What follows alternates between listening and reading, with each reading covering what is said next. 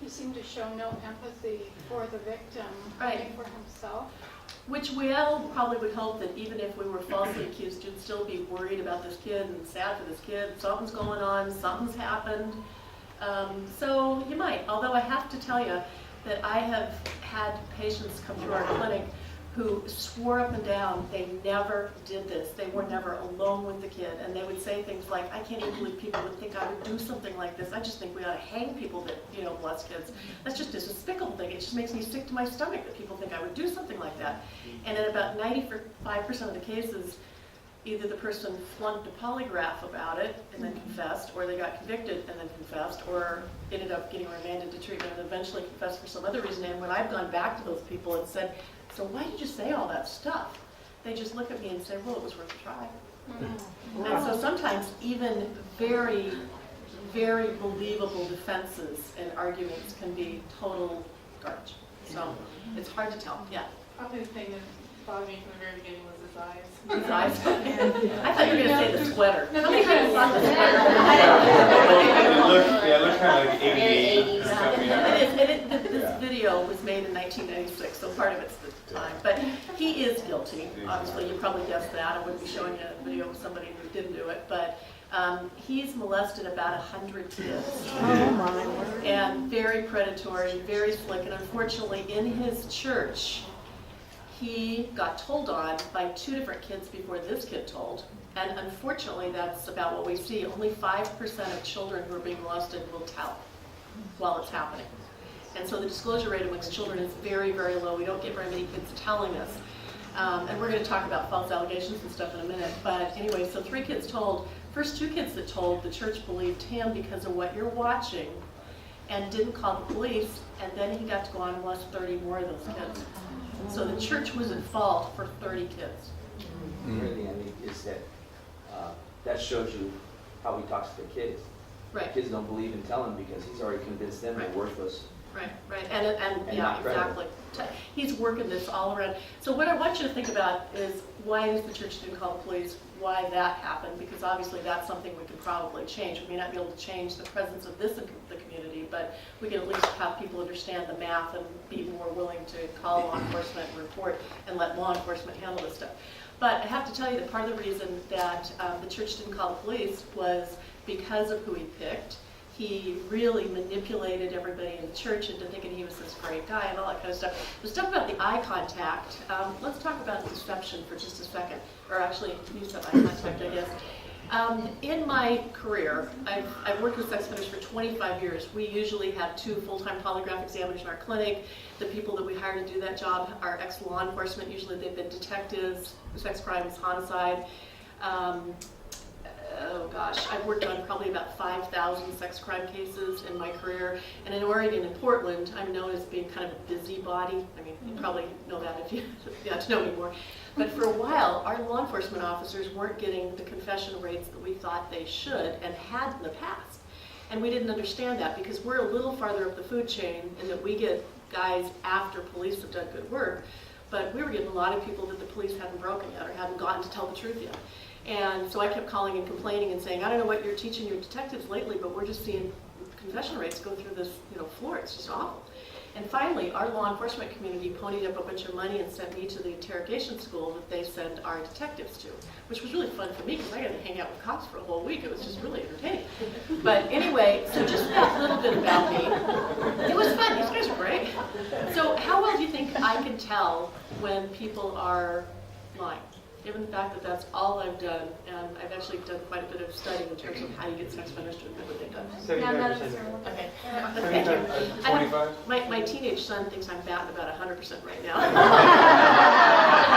He's only 16, what does he know? But actually, I have no better chance of knowing if a given person comes into our clinic, whether he's lying or not, than flipping a coin. I would bat 50-50.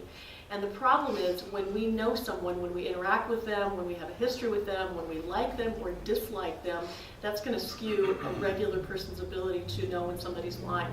And so people in the community tend to think we can tell way better than we really can, and it helps these guys get away with it because a lot of times we'll have a kid who's being abused and they'll be acting up because they're having symptom behavior.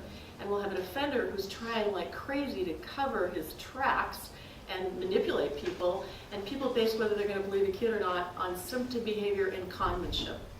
And so these guys get away with this all the time. 52% of the men that come into my clinic for treatment tell us that they had kids tell on them where people walked in and caught them doing this stuff, and they talked those people out of calling the cops.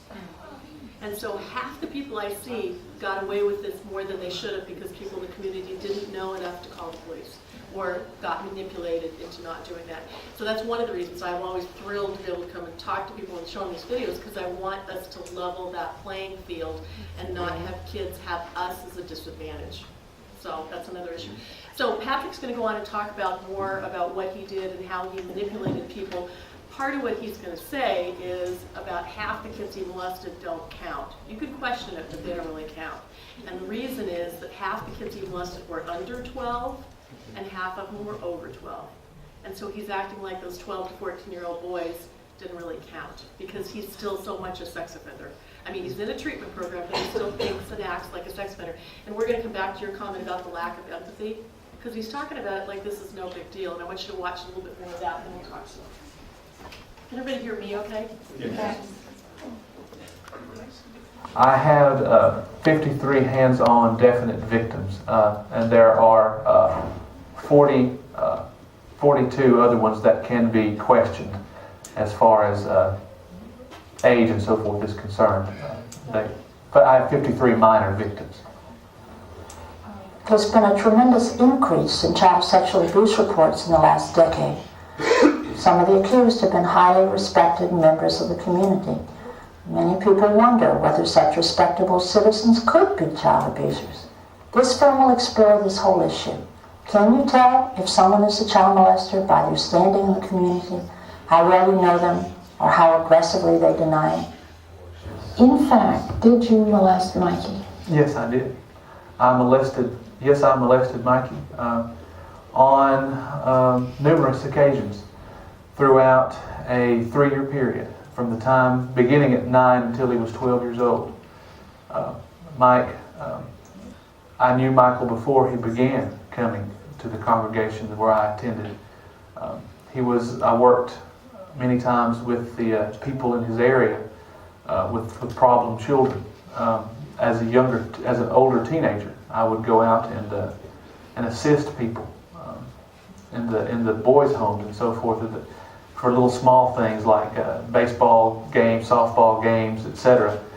And as a matter of fact, I chose him because he was as a victim, because he was a problem child, because people neglected him and oftentimes pushed him aside, and I knew it would be easy for me to get close to him, to be his friend, if you will.